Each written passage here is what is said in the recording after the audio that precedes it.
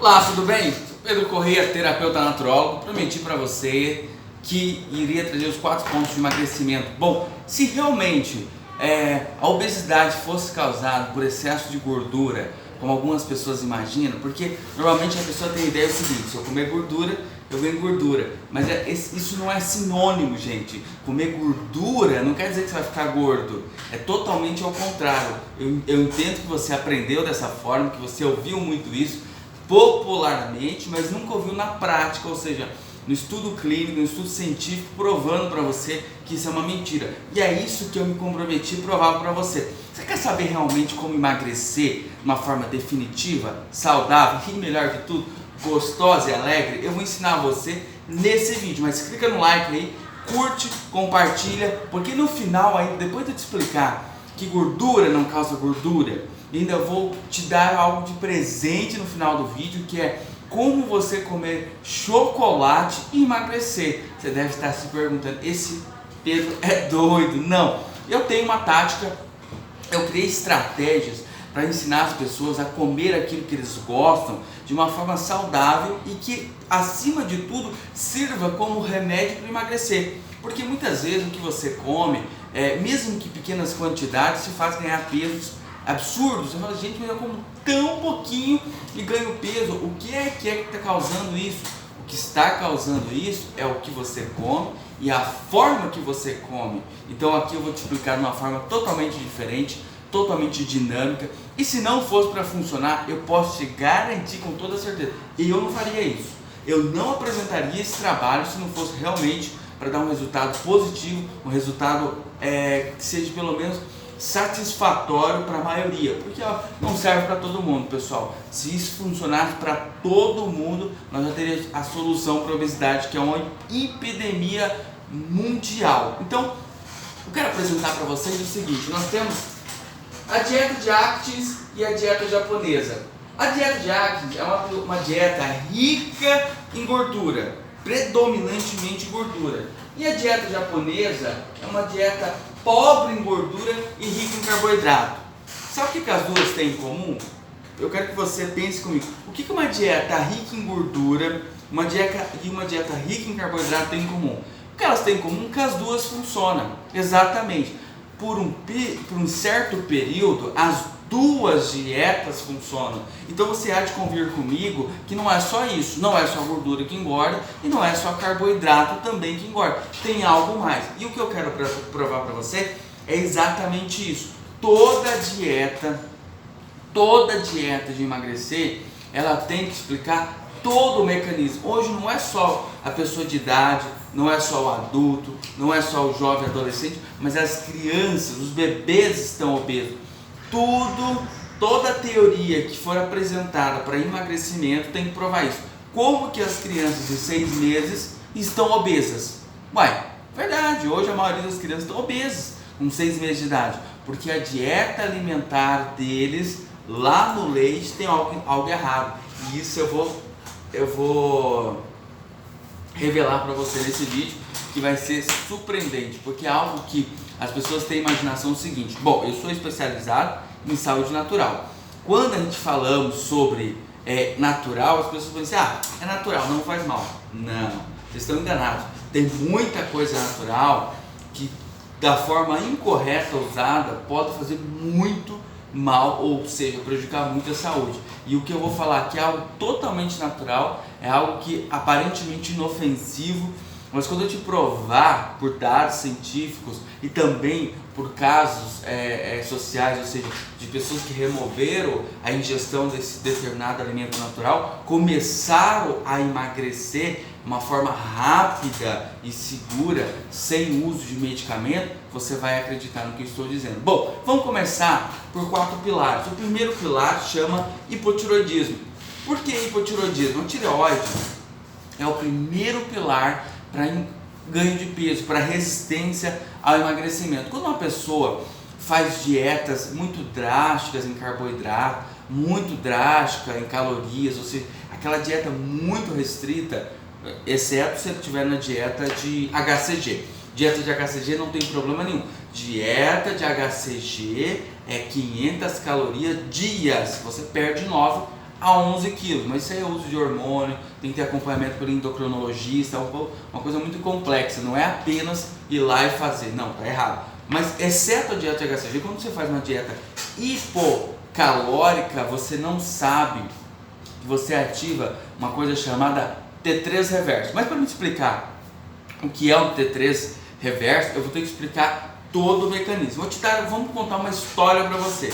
A história é o seguinte: o indivíduo vai para o SPAR pela primeira vez, ele está acima do peso, 20, 25 quilos acima do peso, ele vai lá e perde 9 quilos em 6 semanas. Nossa, 6 semanas seria muito por SPAR, né? Teria que ter muita exposição. Em 2 semanas ele perde 9 quilos. Bom, parabéns.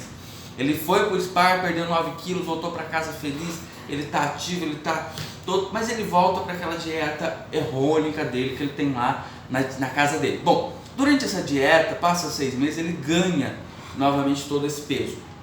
Mas ele pensa o seguinte, a história é assim: eu vou pro SPAR, o SPAR vai me ajudar, eu vou voltar lá, eu vou perder peso. Na segunda vez ele perde 7 quilos. Enfim, ele fica relativamente feliz, volta para casa, volta para dieta errônica, volta para o estresse, todo aquele processo, ganha peso de novo. Pela terceira ele vai, perde 4 quilos, só 4. Bom, perdeu 4 quilos, tá bom? Volta para casa, tá aquele processo, volta para lá. Na quarta vez ele não perde peso. E aí ele julga o seguinte: não, o nutricionista lá não presta, o personal não fez direito, eu também não consegui, não, tá errado. Sabe o que acontece? Quando você começa a fazer dietas muito hipocalóricas, nesse processo de emagrecimento rápido, você ativa um hormônio da tireoide chamado T3 reverso. Ou seja, a tireoide funciona assim, ó. Ela é estimulada pelo TSH, que produz o T4, que é a tiroxina, que produz o T3, que é a triodotironina.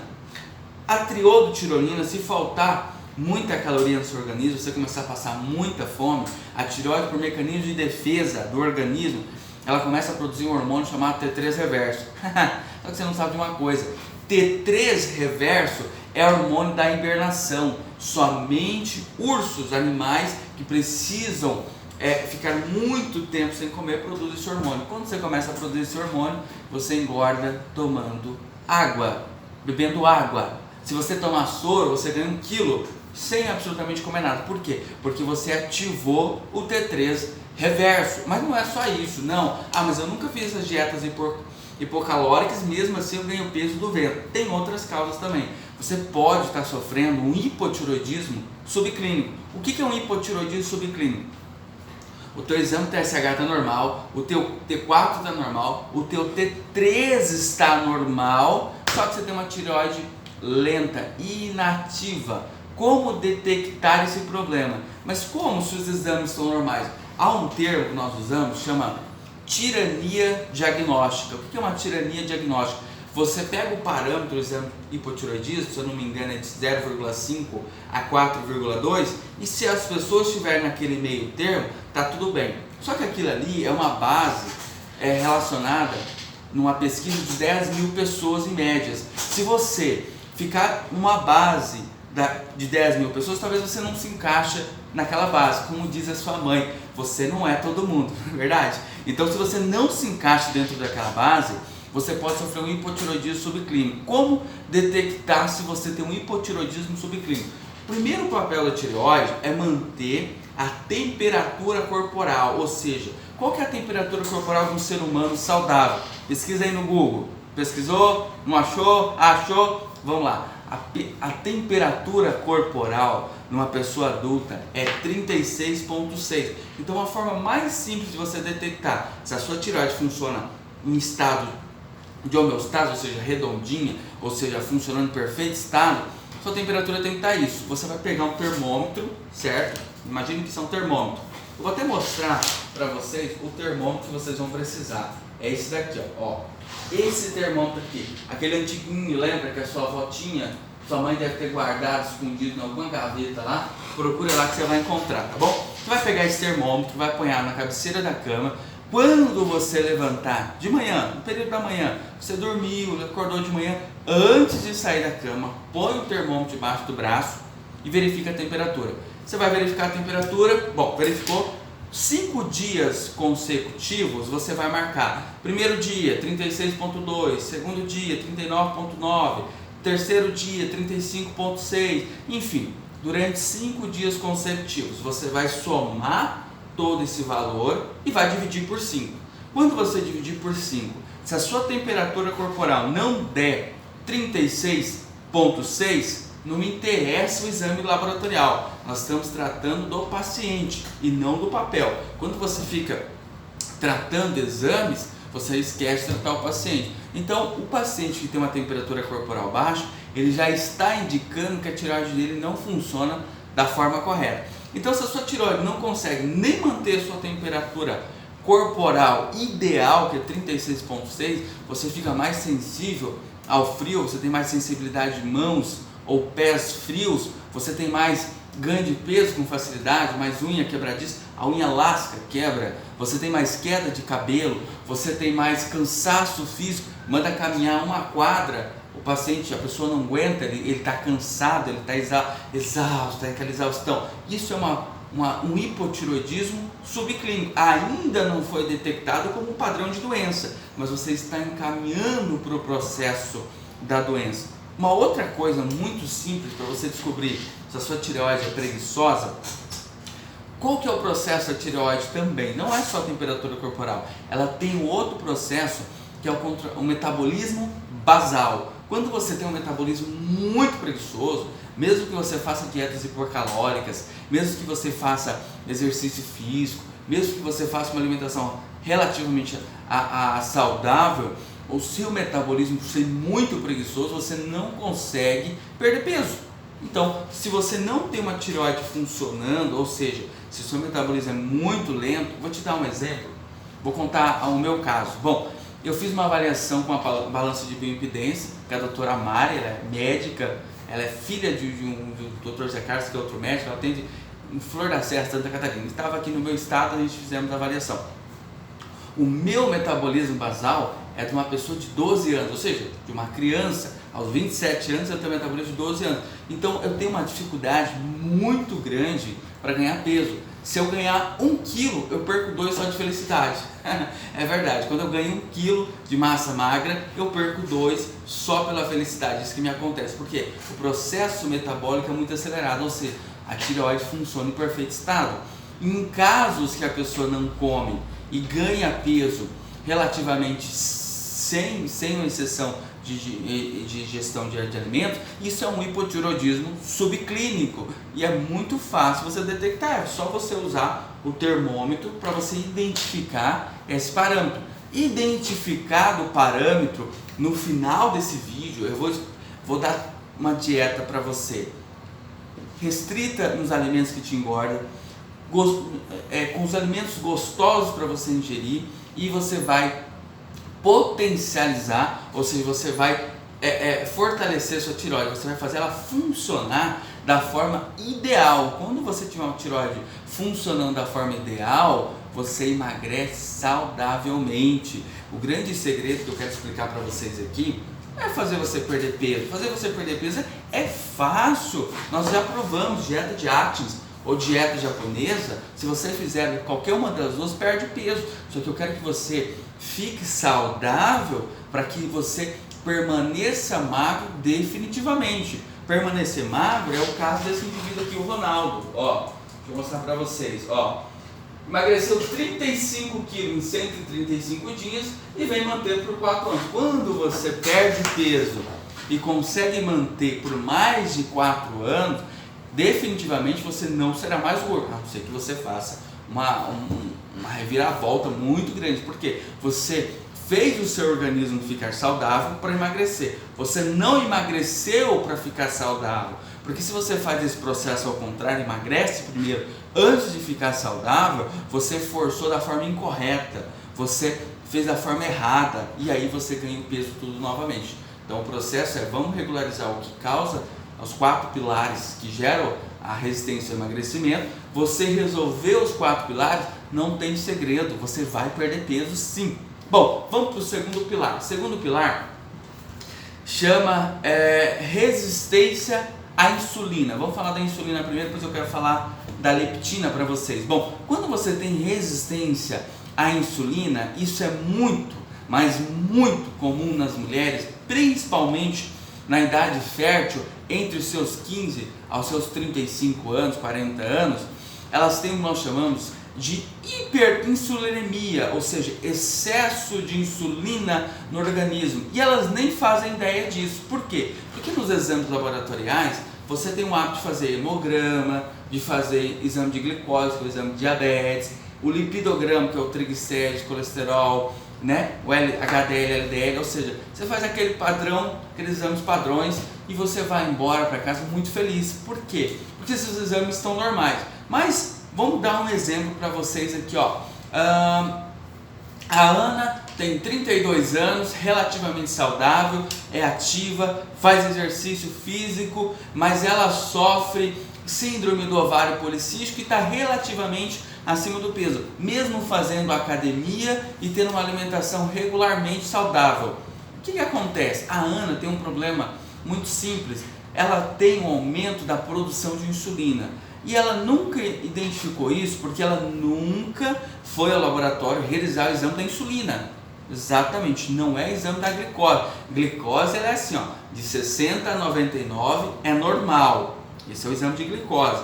Normalmente, o exemplo da Ana, a glicose está em 84, 89, 87, ou seja, está relativamente muito boa. E ela vai para casa pensando o seguinte: nossa, eu nunca vou ter diabetes, eu nunca vou ter problema com catarata, com obstrução vascular, com problema renal causado pelo diabetes. Só que isso não é verdade. Muitas pessoas que têm a glicose relativamente baixa, principalmente o caso da Ana, que está fortinha, está mais estufadinha, mesmo fazendo exercício, uma boa alimentação, ela tem o que nós chamamos de hiperinsulinemia ou resistência à insulina, que pode ocasionar ao longo do prazo.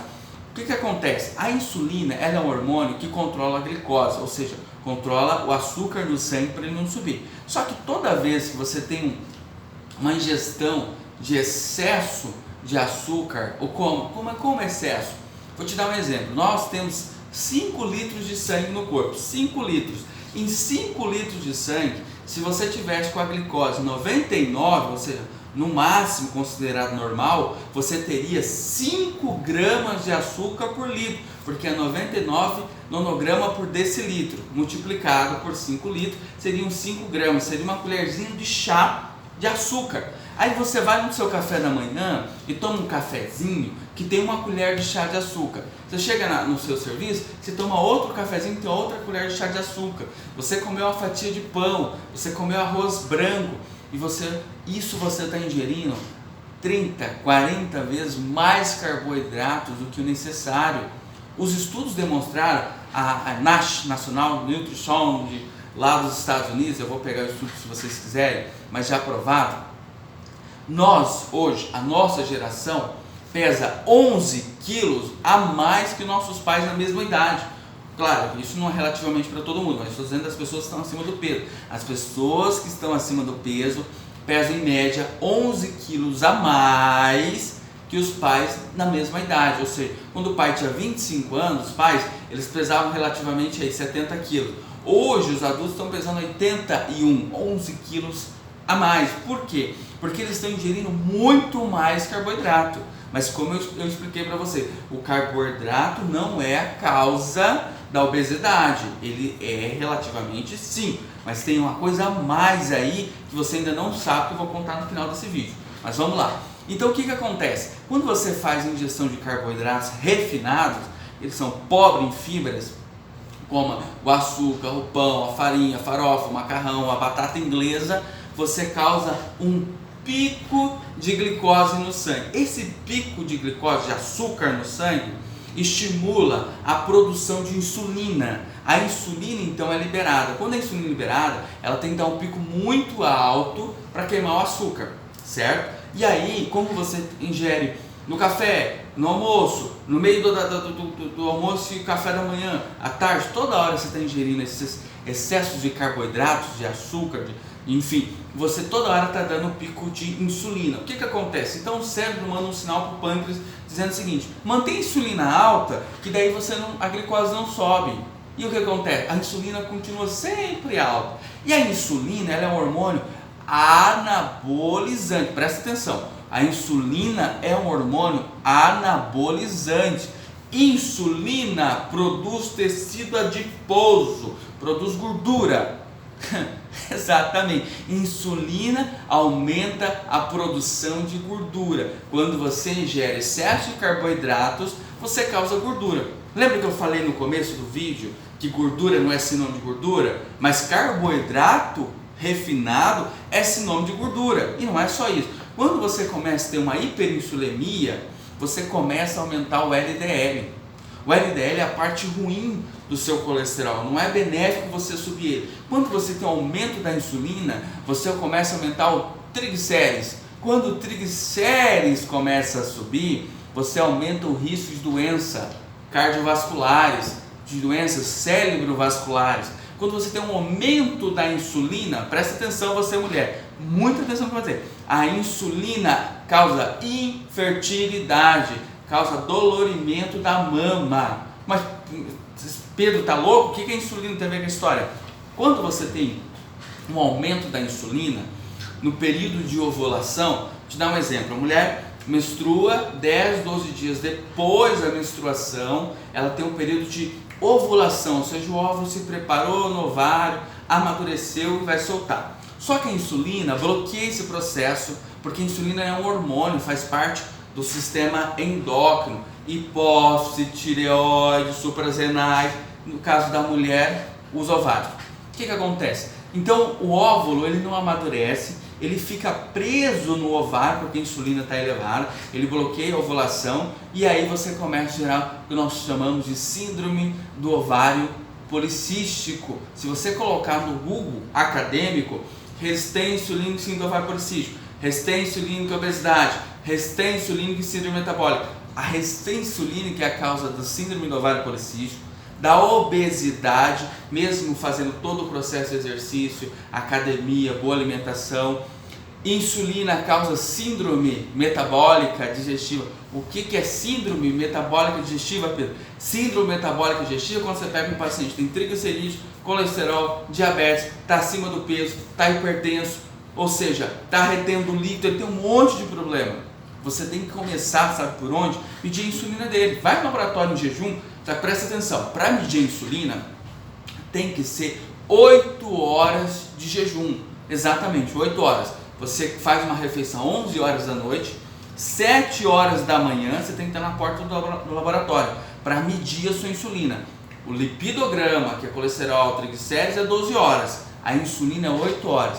A insulina é baseada assim no laboratório, de 2,5 a 24,9. Se você tiver insulina acima de 9, você já tem uma hiperinsulemia, ou seja, você ganha peso toda vez que você comer carboidratos, porque você vai gerar um pico de insulina. Os estudos demonstraram que as pessoas centenárias, ou seja, que viveram mais de 100 anos, né, eles não tinham insulina acima de 9. As pessoas jovens hoje devem ter a insulina 5,5. Vou te dar um exemplo de pessoas que têm a insulina baixa. Se você pegar uma pessoa magra de ruim, você conhece aquela pessoa que come, é magra de ruim, ela tem um processo metabólico muito acelerado, porque ela tem uma tireoide que funciona perfeitamente, ela tem a produção de insulina relativamente baixa, ela não produz excesso de insulina, a insulina dela não passa de 5,5, fica entre 4,9, 2,8, ou seja, é uma insulina bem baixa. Por quê? Como a insulina é anabolizante, essas pessoas não ganham peso porque elas produzem pouca insulina, então automaticamente não conseguem engordar, certo? Então aí a prova de você é muito simples. Você está acima do peso, pega uma amiga ou um amigo que come muito e não engorda de jeito nenhum, que é magrinho, faz o exame, os dois a insulina. Eu costumo dizer o seguinte: o que importa é resultado, o resto é conversa fiada. Você quer saber realmente se você tem insulina alta? Você pode medir no laboratório. Ficou em dúvida? Porque se você medir da maioria das pessoas, todos estão com insulina alta, por isso estão acima do peso, por isso estão ficando mais hipertensos. Só que não é só isso. Quando você tem um aumento da insulina por longos períodos, 1 ano, 2 anos, 10 anos, 15 anos, você desenvolve diabetes tipo 2. Uai, Pedro, como assim diabetes? Não é a insulina que controla o açúcar? Não é a insulina que mantém essa glicose baixa? É verdade. Só que se você produz por muito e muito tempo excesso de insulina, o teu cérebro gera uma resistência à insulina. Aí você passou de hiperinsulinemia para resistência insulínica. Você tem a insulina, só que essa insulina não serve mais para queimar o açúcar no teu sangue. E aí você desenvolveu o diabetes tipo 2. Quando você desenvolve diabetes tipo 2, o diabetes vem com a hipertensão, o diabetes vem com insuficiência renal, o diabetes causa catarata. Você fala assim, mas eu conheço gente que não é diabético e tem catarata, é verdade. Só que ele é pré-diabético, ele não é nem saudável e nem diabético. Ele fica tendo, um exemplo, depois do almoço, o diabetes dele vai para 160. Só que no finalzinho da tarde, está em 110. Ele foi pré-diabético, ou seja, foi diabético por algumas horas durante o dia. Quando ele é diabético por algumas horas durante o dia, ele dá vai ficar um termo muito técnico, uma glicação, ou seja, um pico de glicose, se junta a uma molécula de proteína e destrói o cristalino do olho, gerando catarata. Então ele é pré-diabético, só que ele nem sabe. Talvez ele nunca vai desenvolver diabetes, mas ele vai ter as doenças de diabetes. E não é só isso, quando o aumento da insulina, a hiperinsulinemia, que você gera o tecido adiposo, que você gera gordura, você começa a acumular gordura no fígado. Você já percebeu que é uma epidemia de gordura no fígado, de esteatose hepática não alcoólica? Você pega pessoas evangélicas, pessoas cristãs que vão ao médico, faz uma ultrassom no abdômen porque estão com má digestão, estão com triglicérides altos, com colesterol alto, não consegue, parece que o abdômen parece um boi de inchado. Eles fazem um exame, uma ultrassonografia, e apresentam esteatose hepática não alcoólica, fígado gordo, gordura no fígado, ou aquele buchinho saliente muito acometido nos homens. Se você perceber, os homens têm muito mais barriga do que as mulheres, e é muito mais arriscado para o homem do que para a mulher, porque a gordura do homem é visceral, ela se armazena nos órgãos vitais, os órgãos relativamente muito importante para o nosso organismo. O fígado, por sinal, eu posso dizer para vocês que é um órgão de extrema importância. Ele metaboliza 60% de tudo. Uma pessoa que tem esteatose hepática, ele tem hepatocidade, ou seja, intoxicação hepática do fígado. Então ele pode gerar dor de cabeça, cansaço físico, mau humor, depressão, uma série de problemas por intoxicação. E essas intoxicações não metabolizadas, quando ela não dá, o fígado não dá conta, o intestino não dá conta, que o rins não dá conta, joga para a pele, exatamente. E aí aparecem os processos alérgicos. Uma das causas dos processos alérgicos é uma intoxicação do fígado, hepatocidade causada por esteatose hepática não alcoólica, por gordura no fígado. E isso é um pouquinho da resistência insulínica. Bom, agora eu vou falar o terceiro pilar da resistência ao emagrecimento. Esse aqui, eu acredito que para muitos é extremamente complexo, porque eles nem ouviram falar ainda. Você já ouviu falar de hipotireoidismo, isso eu tenho certeza. De gordura no fígado, também é uma epidemia do mundo, é mais epidêmico que depressão quase. Mas você já ouviu falar de resistência à leptina? A resistência à leptina, o que é a leptina, Pedro? Leptina é um hormônio que nós produzimos no tecido adiposo, ou seja, na nossa gordurinha. Quando nós começamos a comer, vou te dar um exemplo. Você vai para uma churrascaria, né? Vou contar a historinha da churrascaria. E lá você tem um churrasco delicioso, aquela picanha ótima, só que a picanha não está pronta, não ficou pronta. E você chegou meio cedo ainda, você vai começar, então, comendo e tal, vai vindo um garçom, te serve a carne, você vai comendo. E aí a picanha está pronta? Ele fala, não, daqui a pouquinho está pronto. Você continua comendo. E você começa a produzir leptina nesse processo. Porque no processo de mastigação, manda um sinal para o cérebro fala, ó, tá comendo, vamos liberando leptina aí. E aí a leptina vai chegando, vai vindo, vai sendo liberado, vai chegando ao cérebro, no receptor do cérebro. Ele bate na porta e fala, ó, para de comer que tá cheio, para de comer que tá cheio. E aí você produziu leptina suficiente, o cérebro entendeu a resposta, você saciou, você não quer mais. Aí o garçom vem com aquela picanha deliciosa, só que você está cheio, você já comeu o suficiente, você fala, obrigado, não quero mais. Por mais que a comida seja gostosa, quando a sua leptina funciona correto, você faz isso. Você fala, tô cheio, obrigado, eu não quero mais. mas muitas pessoas desenvolvem resistência à leptina. O que acontece? Ele come, ele produz leptina, só que ele produz leptina demais, e aí vai criando uma resistência. Chega no cérebro, não consegue avisar o receptor cerebral que está saciado, que você está cheio, e você continua comendo compulsivamente. E aí vem a picanha, vem o doce, vem o refrigerante e você continua comendo. Aquela pessoa que é bom de garfo, bom de apetite, não tem? Então assim, rapaz, mas esse come bem.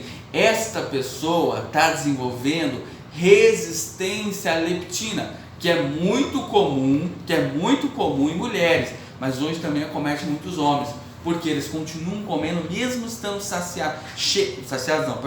cheio. E essa ingestão excessiva de calórica relativamente vai fazer ganhar peso. E aí, o que a gente cria para melhorar esse processo? Eu criei uma forma que ela não é legal, ela é fantástica, porque ela mata 2 coelhos numa cajadada só. Por quê? Quando você tem uma resistência à leptina, é muito difícil você fazer o cérebro entender que a leptina chegou e que avisou ele. Um dos alimentos mais eficazes para controlar, ou seja, diminuir a resistência à leptina, chama chocolate. Chocolate de cacau. Por que eu estou falando de chocolate de cacau? Porque a maioria das pessoas compra chocolate no mercado, na Cacau Show, né, que é muito conhecido, só que 90% tá lá não é chocolate, é doce. É doce com o nome de chocolate. Claro que tem chocolate também, mas ninguém quer comer porque é 70%.